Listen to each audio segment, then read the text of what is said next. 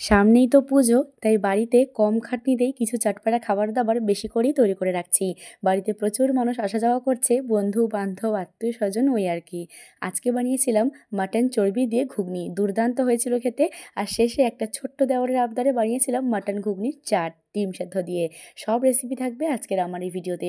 চলো তাহলে ভিডিওটা শুরু করে ফেলি। প্রথমেই সাদা মটরটাকে সারা রাত ভিজিয়ে জল দিয়ে ভালো মতো ধুয়ে প্রেসার কুকারে দিয়ে দিচ্ছি। সাথে দিচ্ছি তেজপাতা, দারচিনি আর কিছুটা পরিমাণ মাটন চর্বি। পরিমাণ মতো জল আর লবণ দিয়ে প্রেসার কুকারটাকে হাই হিটে বসিয়ে দেবো 2টো সিটি মারার জন্য। 2টো সিটিতেই মটরটা পারফেক্টভাবে সেদ্ধ হবে।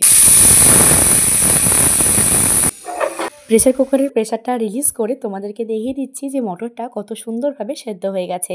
দেখে তো নিশ্চয়ই বুঝতে পারছো কি সুন্দর সেদ্ধ হয়ে গেছে মটরটা।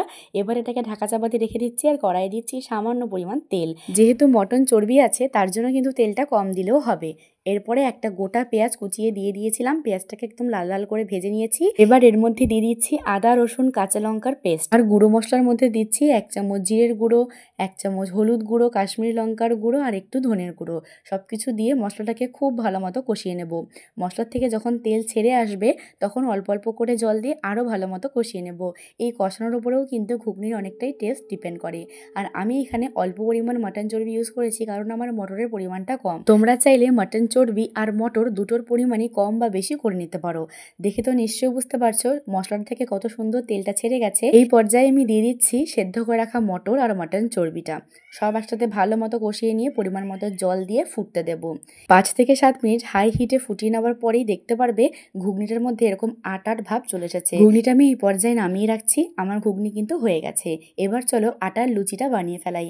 আটার লুচিটার জন্য নিয়েছি 2 কাপ মতো আটা, তাতে সামান্য লবণ আর তেল দিয়ে খুব ভালো মতো ময়ামটা দিয়ে নিচ্ছি। যেহেতু আটা তার জন্য ময়ামটা একটু বেশি ভালো মতো চেপে চেপে দিতে হবে।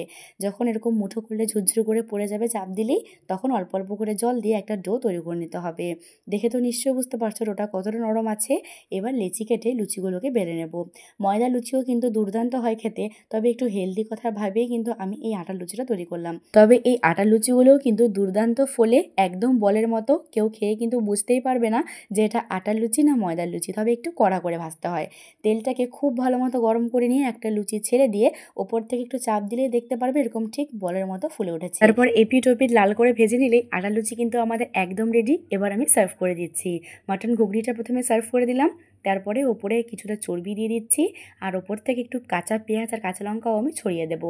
আর আটার লুচিগুলো যে কতটা ফুলেছে, প্রত্যেকটা লুচি এরকম বয়ের মতো ফুলে উঠেছে, তা তো তোমরা নিশ্চয়ই দেখে বুঝতে পারছো।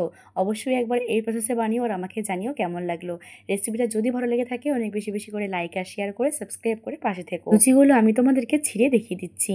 আজকের রেসিপি এই পর্যন্তই। বাই।